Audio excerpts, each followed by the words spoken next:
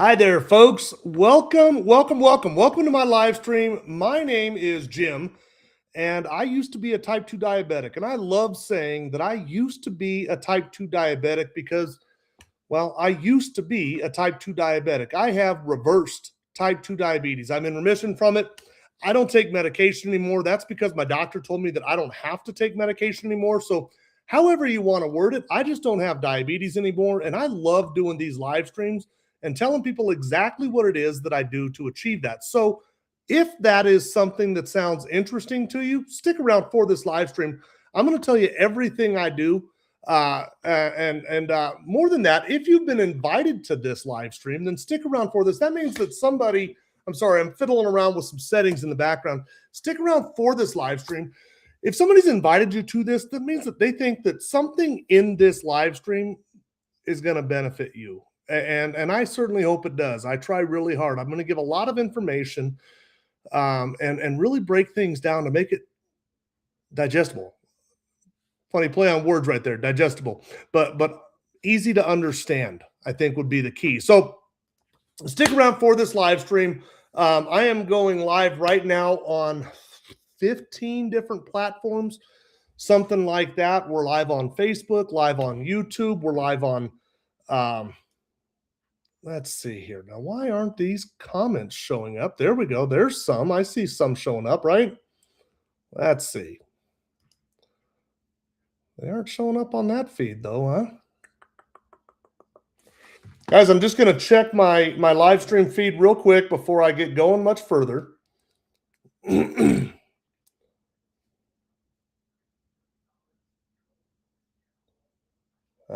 I just want to make sure that we are, in fact, live like I thought we're supposed to be, and we are. Okay. All right. So if you've been invited to this live stream, that means that somebody thinks that something in this the live stream could benefit you. So stick around for it. I try to be entertaining. I'm a little bit of a fly by the seat of my pants kind of guy, so I kind of make it up and as I go. Now, last week I tried to squeeze a lot of information in to an hour, and it was too much information. And I started to run long, and towards the end of that hour, in an effort to keep it inside of an hour, I really kind of just chopped off a lot of stuff. And I don't like the way that felt. Hey, Luis, how are you? I don't like the way that felt. And so I'm not going to do that again. I don't like the way that felt. So I'm going to, if I have to run a little bit long, I will, but I'm going to try and keep it inside of an hour. So anyway, let me reintroduce myself for those that are just now joining. Folks, my name is Jim, and I used to be a type 2 diabetic. I love saying that I used to be a type 2 diabetic because I used to be one. I have reversed type 2 diabetes. I'm in remission from it. I don't take meds anymore. That's because my doctor, she told me I don't have to. So if you like the word reversal, you like the word remission. I don't particularly care for the word cure, but however you want to word it, I just don't have it anymore. And I don't take any medications because my doctor told me I don't have to. And I love doing live streams and telling people exactly what it is that I do to achieve that. So without further ado, let's dive right into this. What did I do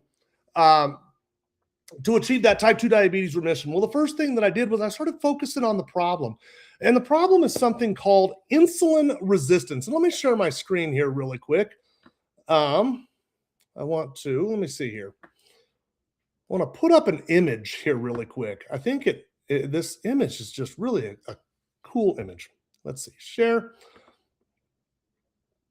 Okay, this image right here. So what is insulin resistance? Well, first off, let's talk about what is insulin. Insulin's a hormone.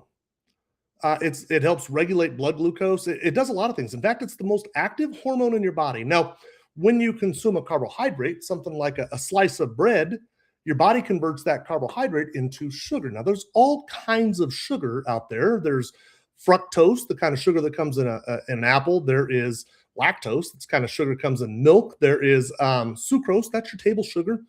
There's allulose. I always love giving allulose as kind of a little cheat code. Allulose is a real sugar. It's not a sugar substitute. It does not affect your glucose, which is something we're going to talk about. But it does increase your GLP-1. Now, maybe you've been hearing a lot about GLP-1. That's those GLP-1 receptor agonists like, Wegovy or Mounjaro, Zepbound, those types of things. They are GLP-1 receptor agonists. Well, GLP-1 is a hormone. We're going to get into that as well. GLP-1 Allulose actually increases your body's own production of GLP-1. There's your cheat code for the night. But we're going to focus on glucose.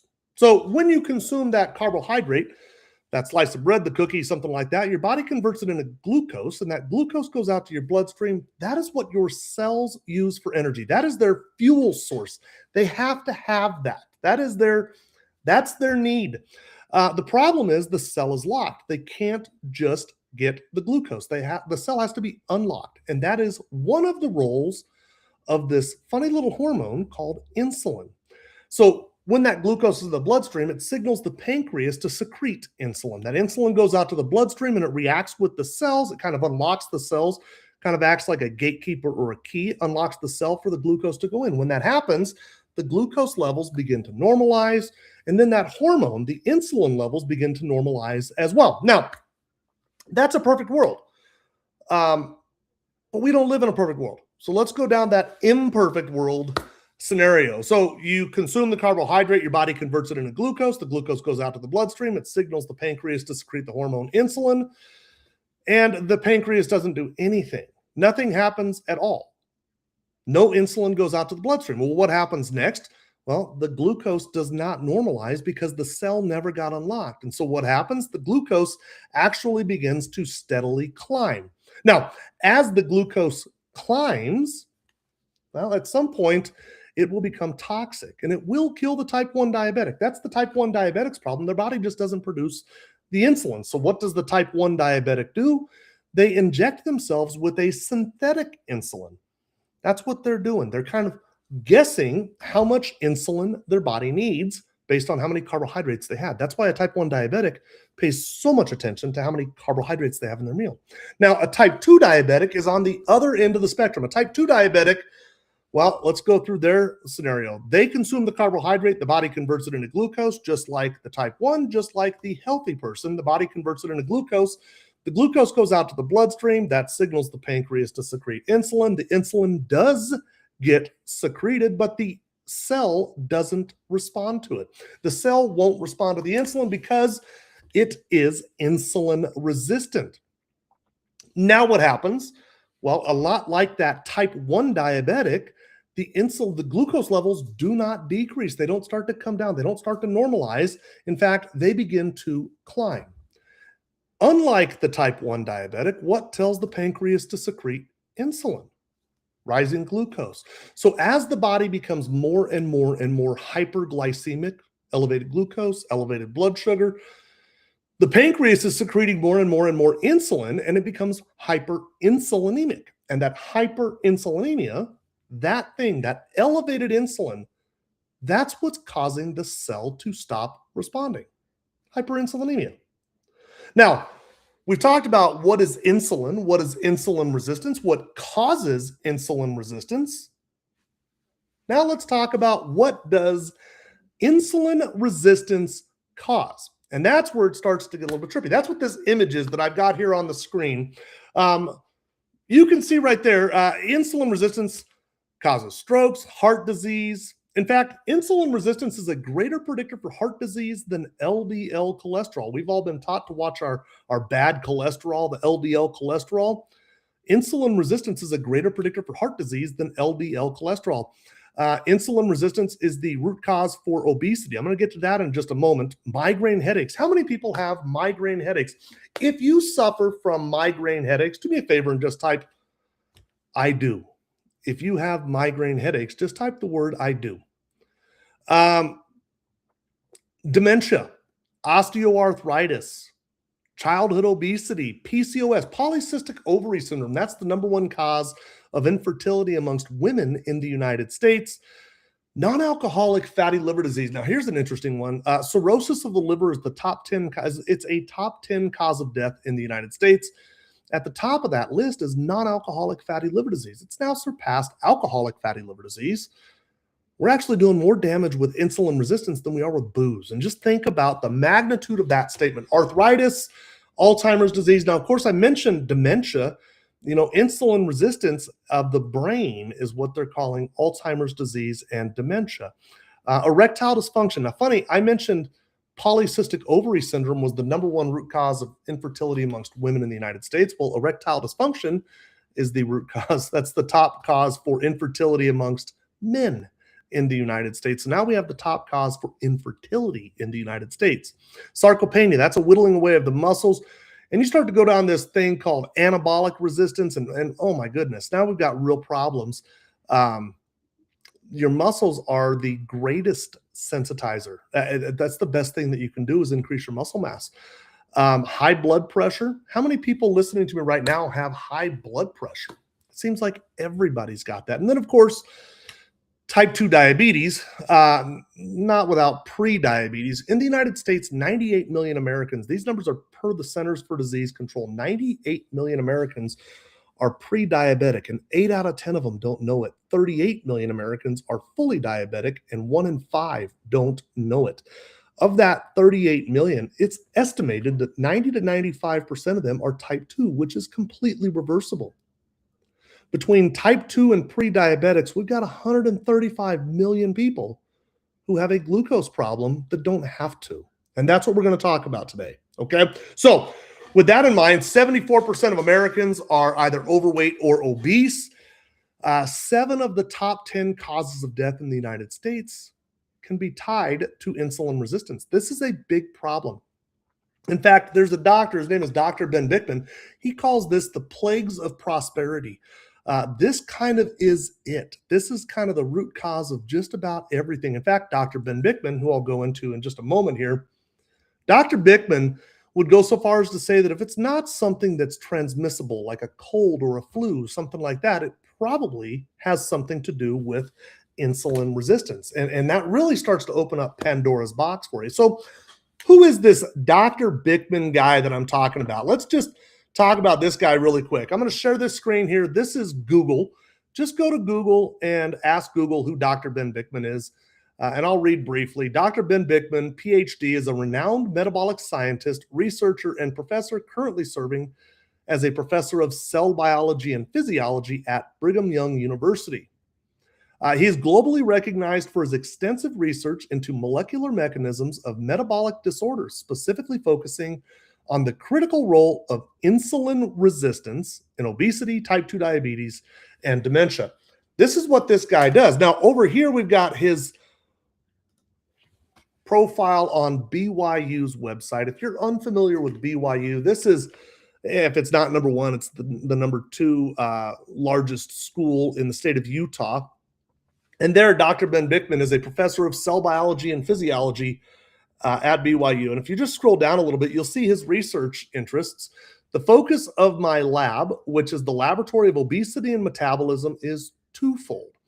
First, we aim to identify the molecular mechanisms that explain the increased risk of disease that accompanies weight gain, with particular emphasis on the etiology of insulin resistance. Now, let me just kind of break this down. Why am I spending so much time on this guy? Well, this guy here, he grows fat cells for a living. That's what Dr. Ben Bikman really does. He grows fat cells for a living. This is his deal. Now, because of what he does, I'm going to play a video by Dr. Bikman talking about those fat cells. Just listen to this here. And this will blow some minds. You cannot have a fat cell grow unless insulin is elevated. It is totally, completely, utterly impossible. Now, I know people want to say, oh, well, calories matter too. They do matter. But if you just take out that one single variable, if you deprive a fat cell of insulin, it cannot grow. 100% full stop. Take this from a guy who literally grows fat cells in my lab all the time. In a human model, you even see this. If you have a person with type 1 diabetes, they can eat 10,000 calories in a day. And all they do is skip an insulin injection and they will be as skinny as they want. In fact, this is so well known to that diabetic that it's a known eating disorder. It's more of a hormone disorder. But if they just skip their insulin injection, they'll be as skinny as they want. It's a condition called diabulimia. You only eliminate one single variable, the insulin. They cannot not only grow fat, they can't even hold on to it. So as much as calories matter, and they do, insulin is an absolutely necessary signal to tell the fat cell to grow. That, by the way, that video, if you'd like to rewatch that, that is on my YouTube channel. I'm also simulcasting this live stream on my YouTube. If you ever like to watch any of my other past live streams, feel free to go and just kind of wander through there. But that video is there, and I just find that extremely fascinating. Now, Dr. Ben Bickman has a website. It's called insuliniq.com. Now, I have no affiliation with Insulin IQ. I'm just a big fan of Dr. Ben Bickman. I suggest everybody goes and checks out this website. Now, as I talk about Dr. Bickman, I want to talk really quick about a book that he wrote. It's called Why We Get Sick. Now, if you like to read, and of course, I like to listen to books. I bought it on audio as well. I listen to it rather than read it. But if you're looking to educate yourself on this topic, this book here is amazing. It will change your life. In fact, it might kind of make you angry as you learn more about what's really happening to us. Now, with that in mind, check that out. And the reason I bring up Dr. Bickman is I'm going to talk a lot about Dr. Bickman. So we've talked about what is insulin, what is insulin resistance, what causes insulin resistance? Well, hyperinsulinemia. And we're going to dig a little bit deeper into that. That's not the sole cause, hyperinsulinemia. Other things could be lack of sleep, elevated stress, a number of different things. But you cannot have insulin resistance without hyperinsulinemia, and you can't have hyperinsulinemia without insulin resistance. They go together. That's kind of the biggest single cause. So we're going to focus on hyperinsulinemia, lowering the insulin tonight. Insulin lowering strategies, if you will. How do we do that? How do we accomplish that? And of course, I'm going to talk about the Feel Great system because it's great at doing just that. Now, let me think. So we talked about what is insulin resistance, what causes it, and then what does it cause? It kind of causes everything. Everything. So if you feel like you're lost, if you feel like I'm kind of stuck, like nothing's really happening, I'm taking all these medications and I don't really feel like I'm getting better, this live stream, I believe this live stream is for you, and I'm glad that you're here. Now, okay, real quick, I want to bring in a super cool guy. This is a guy that I met a while back. His name is Randy. Let's see. There we go. What's up, brother? How are you? Hey, good. How are you? I'm good. Randy, why don't you tell the audience how we met, where you were at when we met, and where you're at now, if you don't mind, brother. Yeah. So it was about 3 years ago, end of March. I was just scrolling through TikTok, and I saw a big ribeye steak getting grilled on the thing, and it was the sizzle that caught my attention real quick, because who doesn't like a steak on the grill, you know? So I started, and then I started listening to this guy talking, and I was like, man, that his story sounds real familiar, and it was essentially kind of my story too. Back in 2020, just before COVID hit everything, I had a pretty good heart attack. I had 5 blockages, one at 100, 2 at 90, 2 at 70. So I had the heart attack. My wife brought me to the hospital. The very next day, they were going to do the stents. They put me under, woke me back up within 20 minutes or so. We can't do it. You're too blocked up. So we have to crack you open. So I went through all of that, went through the surgery and all that. And then, now, this was a Widowmaker, right? Yes. Yep. A year or two after that, still struggling to try and get the weight off and everything else. And it wasn't even, I didn't have high blood pressure. I didn't have high cholesterol, any of that stuff, but I had the achy joints. I had inflammation in my system, and that's insulin resistance too. So it was all contributing factors. So then I see this guy cooking the steak, and I'm listening to him. I'm like, oh, you're kidding me. So I just started watching his videos. I went back and I started scrolling through the videos and everything else. And I'm like, man, and he was talking about, well, it was Jim. He was talking about heart disease and cholesterol. And now they put me on, after the heart attack, because of what they do, they put you on cholesterol medications, high blood pressure medications, even though you didn't have it. So then that stuff starts, doing some reaction to you. Now my wife's was a type 2 diabetic. So I tried to get her to watch some of these videos. She's like, I don't want to hear it. I don't believe it. There's nothing, because she's type 2 for 15 years at that point. So I just kept sending them. So she ended up watching, and I'm like, I think we at least need to try it. It was a 90-day money back guarantee. There was no, so we got to put a little money out. If it doesn't work, hey, we get our money back. Well, in those 90 days, my wife's A1C went from 11.7, I think it was, down to a 7.2. She was dropping some weight. I came down almost 50 pounds at that point. In those 90 days, it was actually very quickly came off. My joints started feeling better. I was sleeping better. My CPAP wasn't even registering hardly at all. And this is all within the 90 days, and then eventually I was taking off my blood pressure, my cholesterol medications, my acid reflux was gone, all that kind of stuff. And now it'll be 3 years. Actually, wouldn't be 3. It's about 2.5 years right now that I'm on the system. Yep. And that's me the day after my open heart surgery. So it's pretty bad picture right there. Doesn't bring back good memories. I don't ever want to be in that position again. So with this system that we've learned about, we've come way ahead and past our sicknesses, our ailments, and learn that most of this things that we end up having is a dietary thing. It's caused by bad choices.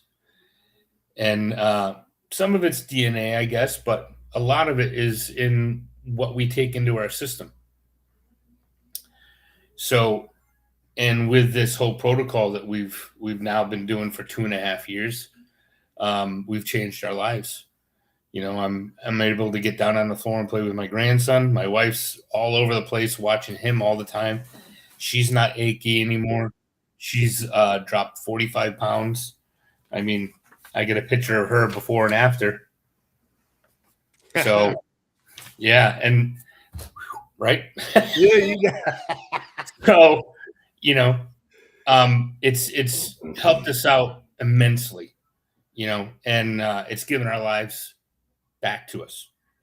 We're now able to be grandparents that we want to be, and parents for that matter. We have all adult children, but we're going to be around to watch every one of them have kids and be able to be there. Randy, I heard somebody, and I forget who it was, and I'm sure I'm going to screw this up, but it was you were talking about genetics and the food, and it was something to the effect of, if genetics is the gun, well, your diet is what pulls the trigger. Oh yeah, absolutely. Absolutely. And you think about it like that. You can control it. That's the biggest thing. You can control it. You ate your way into the sickness. You can eat your way right back out of the sickness. Absolutely. I mean, it took you however long it takes you to get to that sickness. It's going to take you a little while to get out. I'm 2.5 years into the system. I could be way better off than what I am right now, but I'm light years from what I was. So, now a month and a half in, this is a crazy thing. A month and a half in, your cardiologist, what did your cardiologist say? It's like you didn't even have a heart attack. 6 weeks. Yeah. Yep. Widowmaker, fully medicated, 6 weeks on this system, and your cardiologist says you don't look like a cardiology patient? Nope. Nope. And how many medications are you on today? 0. And I always like to add, your doctor told you to quit taking those. You didn't just Oh, yeah. Yeah. I wouldn't have done it without it. Yeah. Yeah, your doctor said you don't need to take those anymore. That's a big piece of this, is that the doctor said, hey man, you don't need to do that anymore. Yeah. Stop doing that. You don't need to worry about it. Yep. And same thing with my wife. Same thing with her. The doctor said, you know what? Let's stop it. See how you do. And she's been doing incredible since. Randy, I'm going to shut your camera down. I'd like it if you have the ability to stick around for me till the end of the live stream. I'd like to try and bring you back in here, see if anybody has any questions for you. Are you good with that? Yeah. You're a rock star, my brother. You're a rock star. Right. I love having you on here, my friend. Thank you. I've gotten to know Randy and his amazing wife, Kristen, pretty well over the last couple of years. What an amazing story. What an amazing couple. This is who you want to be when you grow up. You want to be like Randy and Kristen. They are together at the hip. Their love is so deep for each other. And knowing them the way that I know them now, I can only imagine what was going through Randy's mind when he was having his health threatened. So I couldn't be happier for this couple. They're absolutely amazing. So let's talk about this system and how it actually works. Well, first off, let's talk about that glucose problem that I was talking about earlier. You consume the carbohydrate. Let's go back to that. You consume the carbohydrate, your body converts it into sugar. That sugar goes out to the bloodstream. That's what your cells use for energy. Remember that part? And what happens is we overwhelm the bloodstream with sugar, and it spikes the glucose. And then, of course, we spike our insulin. We go to this hyperinsulinemic state, and we're doing that all day long. What do? We wake up in the morning and we have a cup of coffee. And the coffee isn't quite what our great-grandparents drank, was it? The coffee today, it's like a mocha froca latte thing, right? It's a lot of sugar in there, and we spike our glucose right away. Maybe you wake up and have a slice of toast or a bowl of cereal or a bowl of oatmeal or a banana, fruits, something like that. Maybe you have a Pop-Tart. What you doing? Right away, you're spiking your glucose. Okay? Now, let's talk about how this thing's actually happening. Well, no, let's just keep going down that path, actually. You're spiking your glucose. And then what are we taught to do? Mid-morning, have a nice little healthy snack. And what do we do for a snack? A bagel, the bagel, more carbohydrates, maybe a granola bar, something like that, more carbohydrates. And what it is, it's another glucose spike. Now, here's the thing with your insulin. Your glucose might normalize relatively quick if you're not type 2, right? It might normalize relatively quick, but your insulin doesn't. It's a hormone. It'll stay elevated for 6 or 8 or more hours.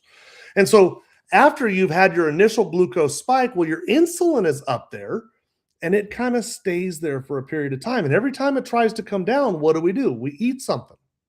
We spike it again. We're always spiking it. We go from breakfast to snack to lunch to snack to dinner to dessert. In fact, what do we do what do we eat? We have flour and potatoes 3 times a day. Think about this: flour and potatoes, pancakes and hash browns, bread, toast and hash browns, a burger and fries, a sandwich and potato chips. And then we get to dinner and we have pasta and a dinner roll, or we have, flour and a potato all day long. And they're both very high in carbohydrates, and neither of them really have fiber, which we're going to touch on here in just a little bit. So what we're doing all day long is we're spiking our glucose over and over and over again, and your insulin is staying elevated as a result. And remember that hyperinsulinemia, the thing that I was saying, hey, that hyperinsulinemia, we're overwhelming the bloodstream we're overwhelming the cells with insulin, and they become resistant as a result. Now, the question is, when did you start doing that? Did you start doing that yesterday or last week or last month or last year or last decade? Or when did you start doing that? And I bet you've probably been doing that your entire life. Your entire life. We've been completely overwhelming our bloodstream. And along the way, we've become more and more and more hyperinsulinemic, and we are becoming more and more and more insulin resistant. And we've had these things kind of pop up our body reacting to that hyperinsulinemia. Our body's pushing back and saying, hey, we're not healthy right now. Stop doing this. And what do? We get the migraine headache and we take some ibuprofen. We get the high blood pressure and we take some lisinopril. We get the cholesterol and we take a rosuvastatin calcium. We get the type 2 diabetes and we take the metformin. All the while, we never address the root cause. Okay, so what is the easiest thing that you can do to break that cycle? And it's to fast. Let's talk about intermittent fasting real quick. And I have a good friend of mine. She's actually in the audience right now, Lucy. Lucy says it's the F word. And I love that. That's what fasting is. Fasting was the F word for me. I thought, no way. I don't want to skip breakfast. I don't want to skip. You know, breakfast is already the most skipped meal of the day. Now, I want to talk about fasting really quick. And I like to pick on, I like to do an analogy with a bear. You know, I think as a population, as a people, we hear the word fasting, and while it might be becoming a little bit more and more mainstream, I think that people still kind of cast a funny eye on fasting. Like, hey, you're just starving yourself, right? And we associate the word starvation with fasting, and we have to have 8 meals a day. That's what they're telling me to do. Well, let's talk about a bear. And let's kind of tie this back to what Dr. Ben Bikman's work is. Remember Dr. Bikman a little bit ago saying that in the presence of insulin, the fat cell grows. In the absence of insulin, the fat cell must shrink. Well, what's a bear do during the fall? It eats and eats and eats and eats and eats. Eats and eats. It gets fat. Why is it getting fat? So that when it hibernates, it has that alternative fuel source on its body. And when we think about the bear, we think, well, yeah, that's why he's fat. He gets fat so that he'll have that fuel source. When we talk about humans, for some reason, we don't treat it the same way. We think it's starvation when we try to tap into that fuel source. So what really is happening during that bear's hibernation? Well, it stops eating. Okay, and when it stops eating, it stops getting those glucose spikes. And the insulin levels begin to normalize. And as that insulin level begins to normalize and lower, remember Dr. Bikman, in the presence of insulin, the fat cell must grow. In the absence of insulin, the fat cell must shrink. So as that insulin level in the bloodstream begins to reduce and normalize, it tells the body, hey, we're not going to burn glucose for energy anymore. We're going to start burning fat. We've got all this excess fat on our body, these extra calories there. They are there. That's an alternative fuel source for times of famine. But we never, as a population, we never tap into that alternative fuel source because we eat 8 times a day. We've got pantries that are full of food, refrigerators that are full of food, all these conveniences. And because of it, we never really allow our bodies to tap into that fuel source. So what we're really doing when you skip a meal is you are forcing the glucose to come down. And as the glucose levels normalize, the insulin levels will begin to normalize as well. And when that happens, your body will metabolically switch its fuel source from glucose to fat. And you'll start using your fat for energy. So the quick question is, how many of you would like to burn a little bit of fat? You know, it's February. We're coming up on the summer season. How many of you would like to burn a little bit of fat? There you go. It's simple. In the absence, and you know, Dr. Bikman also mentioned the type 1 diabetic and how they were skinny. I bet you if you think about the type 1 diabetics that you know, and there's probably not a whole lot of them, they're relatively rare, about 1% of the population. If you think about the type 1 diabetics that you know, they're probably all skinny as a rail. And then you think about the type 2 diabetics that you know, and they're probably all like me, a little bit pleasantly plump. What's the difference between the two is the presence of insulin. The type 1 diabetic has none. The type 2 diabetic is hyperinsulinemic. When insulin levels are elevated, we store fat. So what are we doing all day long? We're eating all day long. We're keeping our insulin levels elevated and we're storing fat as a result. So what do? Let's talk about a 16 and 8 time-based eating schedule. Now, what is a 16 and 8 time-based eating schedule?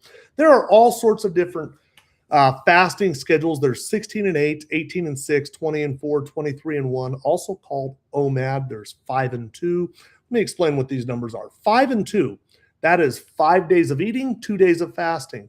23 and 1, also called OMAD, 1 meal a day, is 23 hours of fasting, a 1 hour eating window. There's 20 and 4, that's 20 hours of fasting, 4 hour eating window. There's 18 and 6, 18 hours of fasting, 6 hour eating window. 16 and 8. What we adhere to over here with the field grade system is a minimum of 16 and 8. Now, for me personally, that looks like a fasting window that opens at 8 p.m. Now, at 8 p.m., I'm done eating for the day. I don't eat again until noon tomorrow morning. Now, let me just break this down because some people are saying I can't go 16 hours. Really, what I'm doing is skipping breakfast. At 8 p.m., I've already had dinner. I'm full. I don't need any more food. If I'm going to the pantry, it's not because I'm hungry. It's because I have a bad habit. Okay, so we got to kind of work on that bad habit. But at 8 o'clock p.m., I'm done eating. And I won't eat again until noon the following day. Now, what do I do in that time frame? I sleep. I'm knocking out a huge part of my fast in bed. And then when I wake up in the morning, I skip breakfast. Voila. That's what I'm doing. Did you know that breakfast is already the most skipped meal of the day? And right here, I also like to do a little bit of trivia. I love trivia. Has anybody heard of Angus Barbery? Angus Barbery, this guy is pretty fascinating. Angus Barbery is a Scottishman, was a Scottishman, and he was 456 pounds. And Angus thought, you know what? I think I just eat too frequently. I think I need to stop for a little while. And he decided to just start fasting. And he went to his doctor and said, hey, that's what I'm going to do. And the doctor didn't really agree. Was like, I don't think that's a good idea. I think you need to eat. And Angus said, well, I'm going to fast. And what I really would like is for you to check my vitals along the way. I want to make sure that I don't hurt myself, check my blood pressure and that sort of thing, and kind of supervise this fast. And so it became a medically supervised fast. In fact, Angus Barbery went on to set a world record that still holds today for the longest medically supervised fast. Angus Barbery started his fast on June 14th of 1965. Crazy. June 14, 1965, and he broke it on June 30th of 1966. 382 days.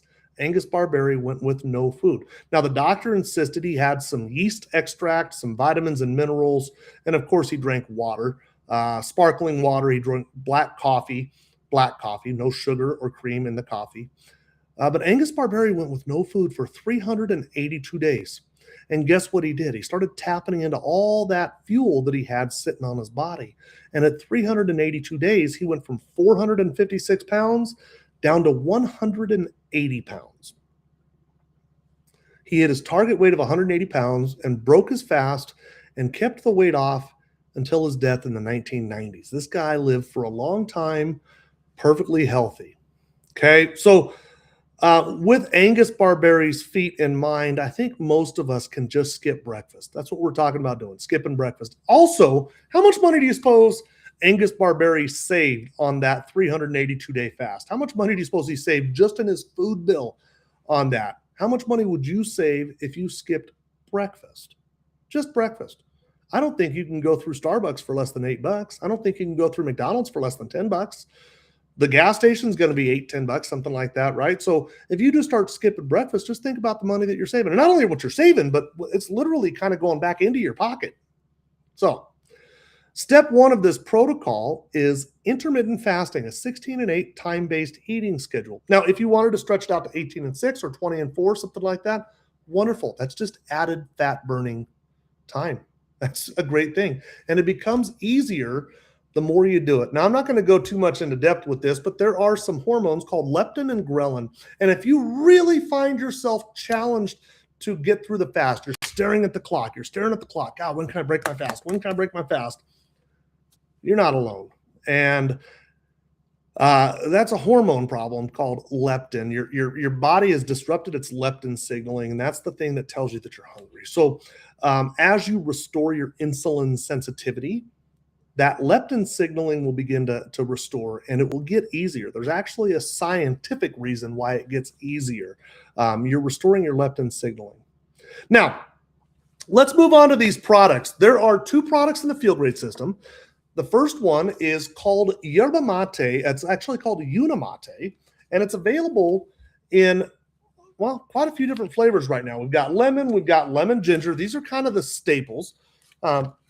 There is some raspberry pomegranate. This is amazing cold. And if you have one of those, little soda maker spritzer, the carbonating water things, get one of these cold carbonated. It's amazing.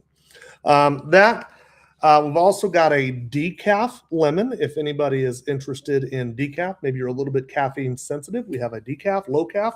And then we've also got right now a chocolate, which I'm sipping on. Chocolate mint, chocolate fudge mint. It's chocolate brownie. It's absolutely amazing. And it's guilt-free. Tastes awesome. Okay, so let's talk about Unimate. What is Unimate? To understand Unimate, we really have to understand yerba mate. What is yerba mate? Yerba mate is a South American tea. It's been pretty heavily consumed for the last 500 to 1,000 years. Now, the indigenous people of the regions of South America that are now Argentina, Brazil, Paraguay, they would refer to this drink as the drink of the gods. They would say that it gave them appetite suppression, gave them an amazing boost of energy. Well, we know this to be true about yerba mate, and one of the things that causes those feelings is something inside of yerba mate called chlorogenic acid. Now, I want to touch on chlorogenic acid really quick. I want to go through a little bit of the science that is chlorogenic acid. Of course, we have a problem with insulin resistance, right? We need to be resensitizing our cells to the insulin. We need to reverse that insulin resistance. Well, chlorogenic acid is naturally occurring in yerba mate, and I want to talk a little bit about that thing right there. So let's go here. Here it is. Just go over to Google and type into Google, does chlorogenic acid reverse insulin resistance? And Google will tell you chlorogenic acid, it's a polyphenol found in coffee and various plants, shows significant potential to reverse or improve insulin resistance. Right there, we've got proof. In fact, if you wanted to read the science, if you wanted to like look into the science, if you just scroll down a little bit, you'll see like right there, use of chlorogenic acid against diabetes mellitus. That is National Institutes for Health. That's an official website of the U.S. government. Click that link and read it. That's actually doing the research. If you scroll down a little further, you'll see anti-diabetic and anti-lipidemic effects of chlorogenic acid. Well, anti-diabetic, glucose, anti-lipidemic, cholesterol, right there. Click that link, read it. That is the research. The next one down, Frontiers, chlorogenic acid improves glucose tolerance. That's the problem. That's what we've got a problem with. Anyway, there's a lot of research on this. It's not new. It's actually been studied quite a bit. So go and click on any of those links. Now, if you were to go over to Google and ask Google what foods have chlorogenic acid, well, of course, fruits, vegetables, nuts, seeds, teas, coffees, and as I was talking about, yerba mate is very abundant in chlorogenic acid. Now, this study right here, this is NIH, National Institutes for Health. This is PubMed. It is an official website of the United States government. And this study right here is pretty interesting. The effects of chlorogenic acid on blood pressure. This is a systematic review and meta-analysis of randomized clinical trial. This is really kind of the gold bar standard for research. And what they were looking at was chlorogenic acid and blood pressure. Was there an improvement? And in fact, there was. In conclusion, the evidence from published randomized clinical trials suggests that chlorogenic acid intake causes statistically significant reductions in systolic and diastolic blood pressure. Chlorogenic acid lowers blood pressures. Prove it right there. If you have blood pressure issues, boom. Now, this study right here, chlorogenic acid improves glucose tolerance. That's what we got a problem with. Lipids metabolism. Inflammation. How many of you have inflammation issues? And this study was really interesting. In this study, they actually gave diabetic mice either chlorogenic acid or metformin. It was a side-by-side comparison, one or the other. And what they found, the results showed that chlorogenic acid decreased body weight and improved glucose tolerance and insulin resistance, and these effects were similar to those of metformin. Now, if any of you are on metformin, I mean, that's the number one prescribed medication for type 2 diabetes, and I don't think there's a single person who enjoys taking metformin. I know what it was for me. It seemed like potty breaks pretty frequently. I hated that medication. Anyway, in this study right here, they found that chlorogenic acid acts in a very similar way. And here's another study that kind of backs up that last study. Chlorogenic acid is a novel insulin sensitizer that potentiates insulin action similar to the therapeutic action of metformin. Now, this study right here, a chlorogenic acid-induced increase in GLP-1. Whoa, GLP-1. That's this class of medications, semaglutide, tirzepatide, Ozempic, Wegovy, Mounjaro, Zepbound, Trulicity, Saxenda, Ribelsis. That's what those medications are. Those are GLP-1 receptor agonists. Those are a synthetic form of a hormone that your body produces. And guess what? Chlorogenic acid tells your body to produce that hormone. It induces that production. Indeed, there is recent evidence that coffee increases production of the incretin hormone, glucagon-like peptide 1, the real thing. Now, in addition to that, so let's talk about what is Unimate. So yerba mate is very high in chlorogenic acid, and what Unicity does is they actually own the farms in South America, the regions of South America that are Argentina, Brazil, Paraguay, Uruguay. Now, there's a thick red clay-like soil, and when paired with the dense rainforest climate, that really is the only place that plant will grow. They're not trying to grow this thing in Utah. They bought the farms down there. They still pay very highly skilled farmers who know how to hand harvest this. They have a trained eye on when to hand harvest that leaf. They hand harvest it. We don't machine harvest it. They still fire roast it in a very similar way to the way that it's always been done. But then they stop the traditional process and they extract the really good things like chlorogenic acid and theobromine and a number of different things, antioxidants, mate saponins, all sorts of wonderful things for us. And then they concentrate that. And then they purify it. They get rid of the things that we don't want, things like heavy metals and pesticides. In fact, they look for 26 different ingredients to pull out of it. And what we end up with is a very concentrated version of yerba mate. In fact, one of these packets has about 20 times the chlorogenic acid of a typical cup of yerba mate. And I don't know of a single source on earth that is as concentrated as this with regard to chlorogenic acid. So what you will notice when you drink one of these is energy. You're going to get an amazing energy boost. If you have brain fog, if you find yourself walking into a room and wondering, what was I here for? How did I get here? Why am I here? You'll find that kind of just lifts. Another thing that you'll notice is cognition, right? You'll feel just a little bit more crisp. Well, Unimate has been shown to increase ketone production, which is quite, your brain prefers ketones over glucose. So you find yourself just being a little bit sharper.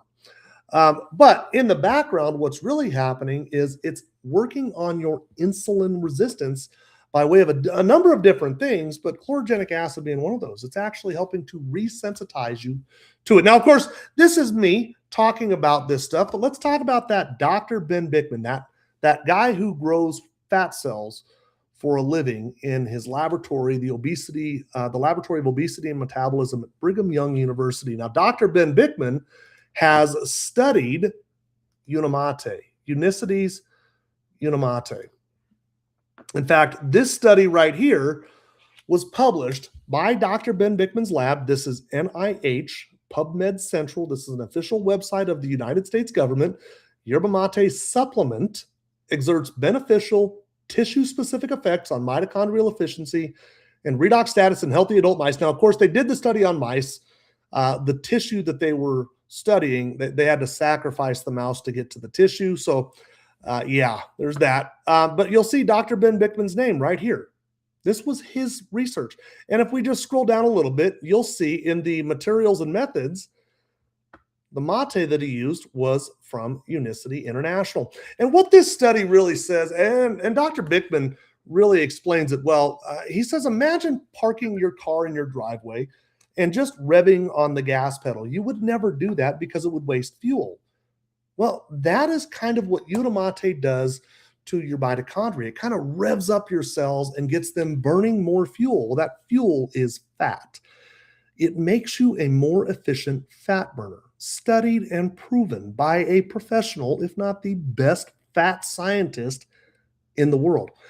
Alongside that, he also observed GLP-1 production. This is an interview that he did where he talked specifically about Unamate, and you'll hear him say that Unamate increases GLP-1 by up to 70% during a fasted state. I'll be sharing at a meeting in March in Las Vegas is that this yerba mate supplement called Unamate also increases GLP-1. We found in this experiment we did, the GLP-1 levels went up by about 70% in a fasted state, which is pretty considerable. That I'll be sharing at a meeting. That's pretty amazing, right? So we've got the world's top metabolic scientist who's now said that this little tea increases your GLP-1 by up to 70% during a fasted state. Pretty powerful. Okay, so we've talked about Unamate. I want to talk about balance. Now, balance, I have jokingly said, it's the eighth great wonder of the world. Okay, let me build on balance really quick. I want to pull out a packet from way back when. This packet right here. This is called, actually, let's go back even further. This packet right here, Bios Life 2. You'll notice on the back, Rexall Pharmacy, and maybe you remember Rexall Pharmacy. This was developed by Rexall Pharmacy in the late 80s. It was put out to market in like 1990. And it's a fiber supplement, but it's not just a fiber supplement. It's a blend of 7 different plant-based fibers and a multivitamin. And the idea with that multivitamin was they thought that, hey, if we put the two together, if we don't go with one single fiber, like Metamucil is psyllium husk, Benefiber is wheat dextrin. It's a single source fiber. What Rexall Pharmacy thought was, hey, if we put together a diverse blend of 7 different plant-based fibers, each of them has their own strength. One of them might help with cholesterol, glucose, what have you. If we put those together and then we pair it with a multivitamin, what could that do? Well, that thing kind of broke the world. And I'm going to talk about, obviously, we got Bios Life 2 later on released like this. But this is also available, Bios Life, in Saudi Arabia. It's available in South Korea. In fact, Bios Life is global. This is Bios Life Slim in Australia. But you'll see Bios Life in the United States marketed as Balance. So if you hear me talking about Balance, know that they are one and the same. And in fact, they're no longer served like this. They send them in nice little convenient packages like this that fit inside the bottle. Real easy. Let's talk about balance. To understand balance, we kind of have to understand this sugar problem. In nature, anytime sugar occurs in nature, it comes wrapped in fiber. Look at sugar anywhere. It comes encapsulated in fiber. I like to talk about white rice. We talk about white rice. We have white rice all the time. In nature, it comes in a husk. That husk is called the bran. If you've ever had wild rice, that's the stuff that gets stuck in your teeth. It's a little bit tough, not so desirable. So what do? They take that off and they give you the sugar. If you look at apple juice, what is apple juice? It's really just sugar water. How does it come in nature? Encapsulated in pectin fiber. If you look at any sugar, in fact, sugar cane, the husk on the sugar cane, that is the fiber. What do? We overly process it and we give you the sugar. Now, why does fiber matter? When you consume that carbohydrate, your body converts it into glucose just like that because there's nothing else there. Now, there are 2 different types of fiber. There's soluble fiber and insoluble fiber. So soluble fiber dissolves in water. Insoluble fiber does not. Insoluble fiber, I like to say, it looks the same raw, cooked, and pooped. Imagine raw, cooked, or pooped. So corn is insoluble fiber. It looks the same raw, cooked. Okay. Quinoa looks the same way. And I used to think, man, why did I even eat that? It just went right through me. It didn't do anything. Well, in fact, it did something. It went through your body kind of like a roto-rooter. It got rid of all the things that you don't need, packaged them up into the form of a waste disposal system, and you flushed out the backside. That is insoluble fiber's job. Now, soluble fiber does the opposite. It does dissolve in water, and it forms this thick gel-like substance. Okay. Now, when you consume that carbohydrate, that sugar, it lands in that gel. Okay. And that gel slows down your body's ability to process it. And so instead of getting this really quick high glucose spike, you get a slow, gradual climb. And if our problem is the insulin response, well, what does this do to your insulin response? It's simple. It's science. Instead of getting a quick high insulin response, we get a slow, gradual climb. It's easy. So what does balance do? When we consume balance, it kind of blunts that sugar spike. In fact, it's been studied and proven to do so. I want to talk about this lady right here, and I didn't get a chance to talk about her last week because I kind of sprinted to the end of that live stream, and I wanted to talk about her. But let's talk about the University of Sydney, Australia. And why do I talk about the University of Sydney, Australia? That's because they're the home of the glycemic index. Now, if you're unfamiliar with the glycemic index, this is a little write-up from the Mayo Clinic on the glycemic index. And I just like the way that they describe it. The glycemic index ranks foods on a scale from 0 to 100. The low end of the scale has foods that have little effect on blood sugar levels. The high end of the scale has foods with a big effect on blood sugar. So foods that are low in the glycemic index really aren't going to affect your blood sugars at all. Foods that are high will. White bread, by the way, is a 100. What do we eat all day long? White bread. We're spiking our glucose all day long. Now back over here to the University of Sydney, Australia. This is the home of the glycemic index as well as database. They're in charge of maintaining both of those. And if you hit the About page, click on the About page for that, it will talk about her. Her name is Professor Jenny Brand Miller. She is an internationally recognized authority on carbohydrates and the glycemic index with over 250 scientific publications. She is an absolute powerhouse when it comes to glucose. This is what she does. She understands carbohydrates. This is what she does. Now, why do I bring up Dr. Jenny Brand Miller? That's because this study right here looked at the effects of a fiber-rich nutritional supplement, BioSlife Slim, on the glycemic and insulin index of 3 common starchy foods. You'll notice Dr. Jenny Brand Miller's name right there. She has studied BioSlife. Now, in this study right here, she found that it lowered the glycemic index of all 3 test foods, namely white bread, white rice, and mashed potato, from high to medium. Now, a moment ago, I mentioned that white bread was a 100 on the glycemic index. It took something from a 100 all the way down to the medium. That's a big impact. Now, she wasn't done studying it. She studied it a second time. This study right here, and you'll notice July of 2011, in this study, she gave test patients white bread. Again, a 100 on the glycemic index. And she gave them either 1 or 2 servings of BioSlife. Now, with 1 serving, she observed a 20% reduction in blood glucose levels. With 2 servings, a 28% reduction in blood glucose. If you were curious, go over to Google. You'll see, if you just type in how much will metformin lower my blood glucose, it'll say 25 to 30%. I mean, we're on par with that. Dr. Jenny Brand Miller. If you scroll down a little bit further, you'll see she also studied the effects of it on insulin. It was a 13 to 27% reduction in blood insulin levels. Now, one final study that I do like to talk about, because a lot of people are concerned with their heart, like Randy. This study right here looked at the effects of a fiber and multivitamin combination therapy. This is PubMed, nih.gov. Okay, this is what they call a double-blind, placebo-controlled, randomized clinical trial. It was peer-reviewed. It was published.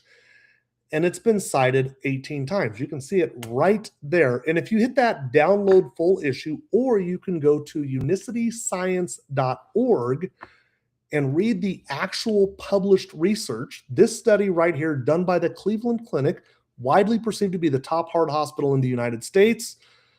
You'll see this was done. It was submitted in November of 2001. It was published September of 2002. And the fiber tested was Bios Life 2 from Rexall Sundown Corporation. In this study,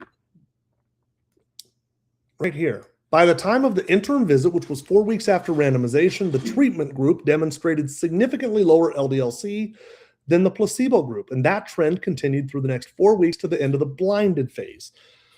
If you wanted to see what those values were, here are those values. You can see what the Cleveland Clinic said Bios Life did. Go look at it yourself.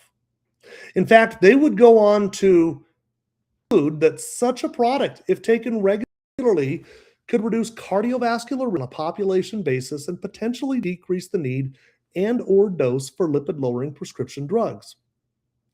Statin medications. Such a product, if taken regularly, could reduce cardiovascular risk. That's heart disease.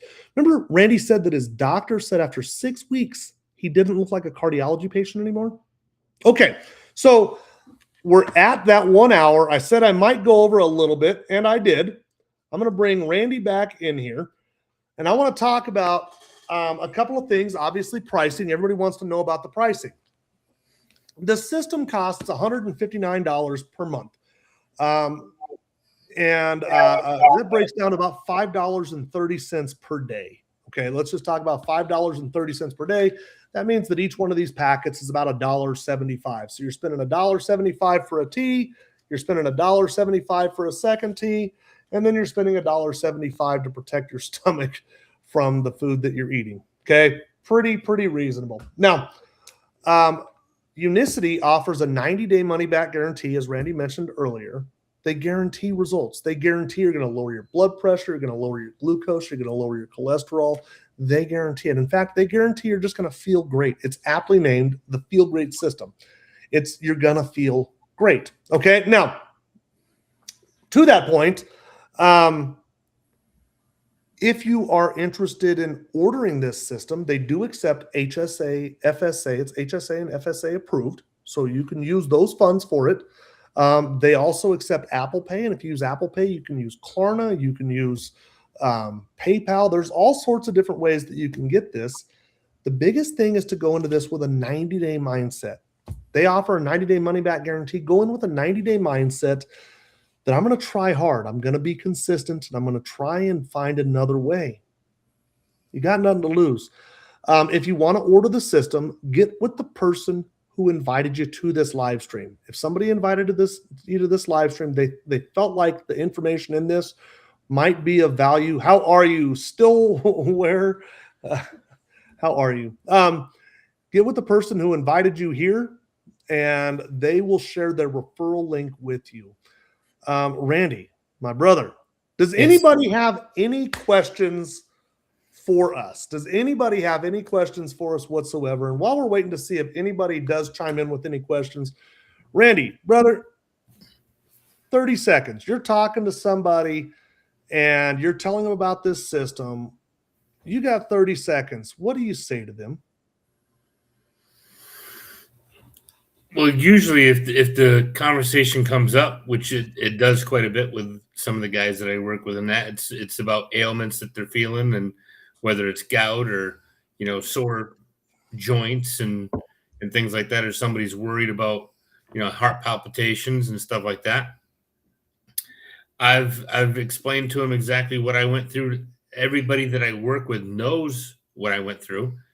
Most of them were around when that all happened, and they see the drastic change that happened in me when I started this system. So I've had multiple people come in and say, "Hey, what are you doing? What, you think it would work for me?" And we've had people try it and then have people fall off of it. And then, it's something that you got to look at your situation and figure out what you want to do.